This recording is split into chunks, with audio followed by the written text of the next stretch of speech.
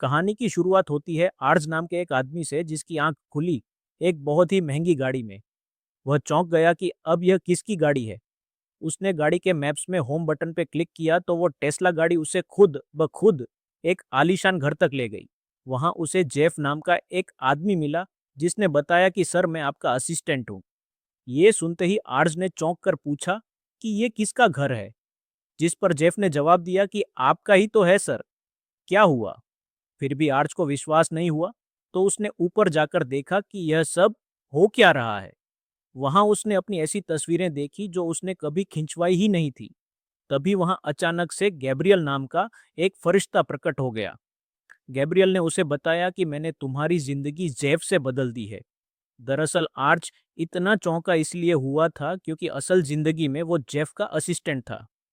Gabriel ने यह सब इसलिए किया ताकि आर्च को समझ आए कि किसी और की जिंदगी उससे बेहतर नहीं है।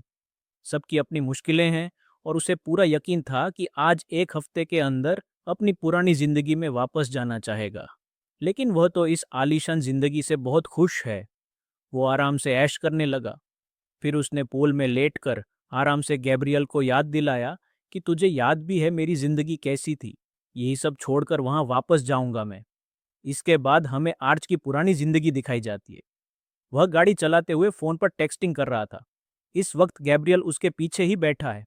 उसने एन मौके पर आर्च का ध्यान सामने की तरफ कर दिया, जिससे उसका एक्सीडेंट होते होते बचा। दरअसल गैब्रियल का काम यही है, फोन चला रहे लोगों का एक्सीडेंट होने से बचाना। आर्च जिस वक्त एक दुकान के बाहर खड़ा था जहां बहुत लंबी लाइन है। यह उसका साइड हसल है। वह टास्क सार्जेंट नाम के एक प्लेटफॉर्म के लिए काम करता है, जहां दूसरे लोगों के लिए छोटे मोटे काम करके पैसे कमाए जाते हैं। कॉलेज में उसने डॉक्यूमेंट्रीज बनाना सीखा था, लेकिन काफी समय से उसे कोई बढ़िया काम नहीं मिला। इसी वजह से उसे अजीबोगरीब नौकरी करनी पड़ रही है। आज वह किसी और के लिए लाइन में खड़ा है और इस चीज के उसे पैसे मिलेंगे। आज 2 घंटे के लिए लाइन में वेट करता रहा, लेकिन फिर दुकानदार ने आकर कहा कि हमारे बंस तो खत्म हो गए हैं। जिसके बाद टास्क देने वाले आदमी ने भी ऑर्डर कैंसिल कर दिया और आर्च को एक फुट्टी कौड़ी नहीं मिली। गैब्रियल दूर से ये सब कुछ देख रहा था। इस काम के साथ साथ आज रात में दूसरी नौकरी भी करता था। वो इस वक्त काम पर ही था कि तभी एललीना नाम की लड़की उससे मिलने आई। उसने उससे पूछा कि यहाँ पर काम का माहौल कैसा है, क्या तुम खुश हो इस सब से?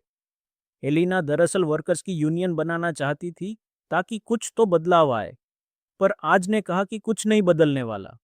फालतू टाइम पास मत करो मेरा। रात को वह दोनों एक टाको शॉप पर फिर से मिले। आज काफी थका हुआ था।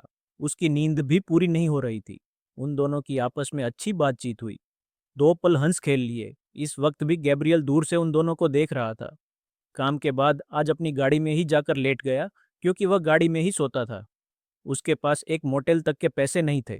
जब उसके पापा का फोन आया तो उसने ऐसे ही झूठ कह दिया कि हाँ मैंने नया फ्लैट ले लिया है, काफी अच्छा है ये। इसके बाद आज ने फोन पर सोने के लिए कोई पॉडकास्ट चलाया, लेकिन वह भी एड्स हटाने के $6 मांग रहे थे। उसे देखकर गैब्रियल को बहुत तरस आ रहा था।